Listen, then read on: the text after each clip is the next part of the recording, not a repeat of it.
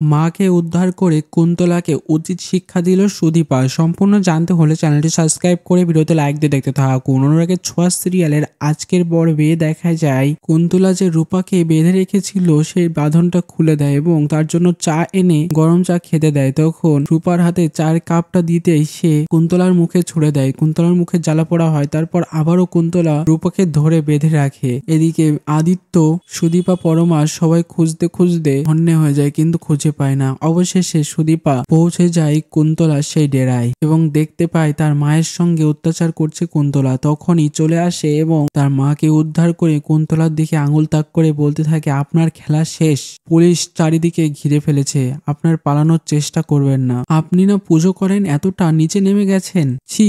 এই বলে নিজের মাকে জড়িয়ে ধরে সুদীপা। এদিকে চলে আসে আদিত্য, পরমা, অভ্র সবাই এবং কুন্তলাকে অ্যারেস্ট করবে আদিত্য। কেমন লাগলো কমেন্টসে জানিয়ে